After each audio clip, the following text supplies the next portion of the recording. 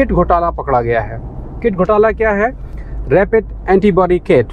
आपने सुना होगा कि चीन ने खराब किटें भेजी थी, उसको भारत में लताड़ा, और पूरी कहानी सुनी होगी आपने। तो वो किटें उन्होंने वापस कर दी थी। तकनीकी रूप से वो किटें सही थी। जिस डील चल रही थी मैट्रिक्स के साथ में, तो मैट्रिक्स को इसके बारे में पता था। तो मैट्रिक्स ने क्या किया, उन्होंने कहा कि भाई ऐसा करिए कि नई वाली और पुरानी वाली मिक्स करके दे दीजिए, और रेट लगाया 245 रुपया। 248 रुपये के कीमत पर 5 लाख किटें भारत मंगवाई गईं। भारत में जब वो किट आई तो भारत सरकार ने इन किटों को 500 रुपये में उस कंपनी से ख़रीदा। सुनने में लग रहा होगा कि इस कंपनी ने भारत सरकार को चूना लगा दिया, लेकिन हमेशा भारत सरकार या कोई भी सरकार जब किसी कंपनी से ख़रीदती है तो बीच में एक आदमी रखती है, बीच में कंपनी रखती है जो उनसे डील करता है, लेकिन उस कंपनी का कमीशन 10% से ऊपर नहीं होना चाहिए। जो आप घोटाले सुनते होंगे, यहाँ घोटाला हुआ, वहाँ घोटाला हुआ, यहाँ पर यही कंपनियाँ खेल करती हैं कि वो इतने में खरीदती हैं, फिर सरकार महंगे बेचती है, फिर जो उनके नेतागण होते हैं, जो महंगा वाला बीच का पैसा होता है, वो निकाल ले आते हैं। लेकिन ये पोल कहाँ से खुली? पोल यहाँ से खुली कि अप्रैल के मध्य में 12 से 15 अप्रैल के आसपास तमिलनाडु ने यही किटें इसी कंपनी से खरीदी। फार्मा ने जो 500 रुपया किट के हिसाब से बिल भेजा, वो शान बायोटेक के नाम से था, शान बायोटेक्स के नाम से था। वहाँ पर तमिलनाडु सरकार को थोड़ा शक हुआ और उन्होंने पता करने की कोशिश की कि इसका हकीकत में रेट क्या है।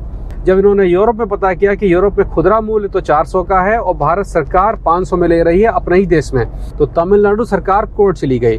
तो ये जब कोर्ट ने सारे कागजात हिसाब किताब देखे, कोर्ट ने साफ कर दिया कि भैया आपने चाहे इतने में खरीदा हो, जब अंतर्राष्ट्रीय खुदरा मूल्य 400 का है तो आप 500 कैसे ले सकते हैं? और ये एक आपराधिक कृत्य भी था। इसके चक्कर में मैट्रिक्स कंपनी को सजा भी हो सकती थी। मैट्रिक्स कंपनी ने जब अपने को फंसते देखा तो उन्होंने सब उगल दिया। उन्होंने कहा भैया हमको तो सरकार ने कहा था कि 500 से 700 के बीच में बेचिए। कोर्ट ने सरकार से पूछा कि कैसे कहा आपने? सरकार ने अभी तक कोई जवाब नहीं दिया है। सरकार के पास ये विशेषाधिकार होता है कि जवाब दें कि बाद में दें, क्योंकि इस समय महामारी चल रही, तो उन्होंने इसको फिलहाल रोक के रखा हुआ है। लेकिन जब ये कोर्ट कचहरी चल रही थी, इतना झंझट हो रहा था, एक तो बार सुने आप कि इसके मामले में कोर्ट में कहीं गए थे? ये न्यूज़ कहाँ गई? क्यों नहीं बताई गई? ये कोर्ट कचहरी ठीक उसी समय हो रहा था जब जमाती पकड़े गए थे। जब जमातियों को निकाला जा रहा था, वो लोग थूक रहे थे डॉक्टरों के ऊपर, पकड़े जा रहे थे, कोरोना फैला रहे थे, हिंदू मुसलमान हो रहा था, और सारी की सारी मीडिया, सारी पब्लिक उसको देख रही थी, और इधर कोर्ट कचहरी में काम चल रहा था। इसको अब आप क्या कह सकते हैं ये आप जाने, लेकिन ये समय बिल्कुल वही था। इसकी पूरी डिटेल जो मैं कह रहा हूँ, इसके तथ्य मैं फेसबुक पे डाल दूंगा, और आप में से जो खोजी पत्रकार लोग जानना चाहें वहाँ से वो फाइल डाउनलोड कर लें। फेसबुक पे मिल जाएगी, पापा ऑन ड्यूटी वाले पर। फिलहाल की महामारी है, इसलिए महामारी का काम पहले होगा, और भारत सरकार अभी तक इन्होंने 5 लाख इस तरह की किटें खरीदी हैं और 100 करोड़ किटें खरीदने का प्लान है। तीसरी ज़रूरी चीज़, आपको मैंने पिछले प्रोग्राम में प्लाज्मा थेरेपी की कुछ बातें बताई थी, जिसमें WHO ने सरकार का जवाब भी आया है।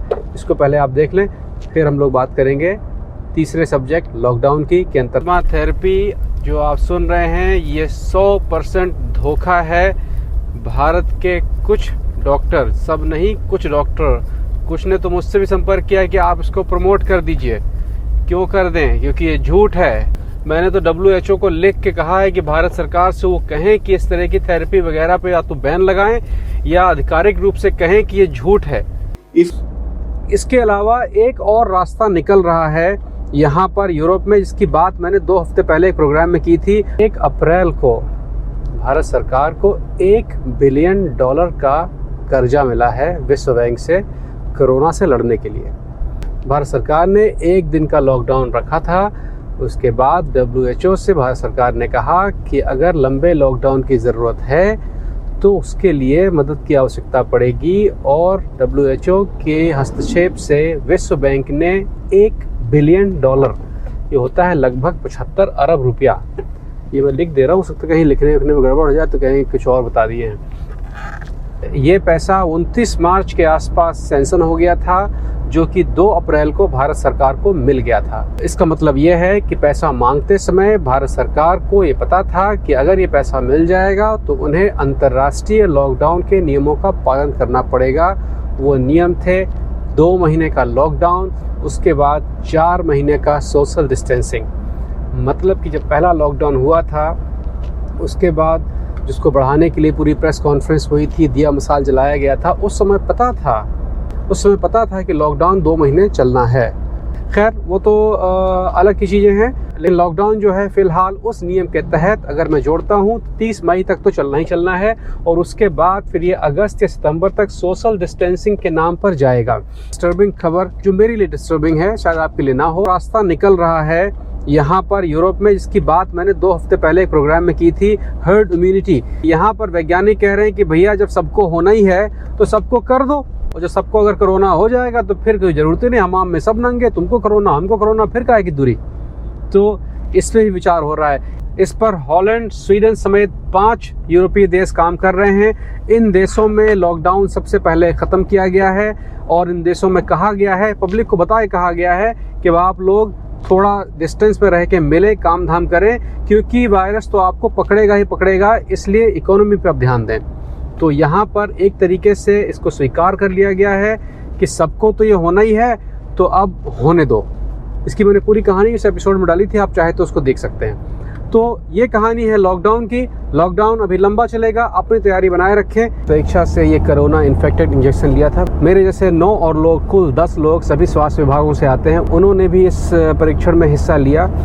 मैंने जानबूझ के अपना नाम इसलिए भी दिया था कि इस परीक्षण में, जो कि 9 देशों में हो रहा है यूरोप के, कोई भी भारतीय शामिल नहीं था। एक भारतीय डॉक्टर हैं, लेकिन वो रिसर्च में हैं, उन्होंने अपने शरीर पर परीक्षण नहीं लिया है।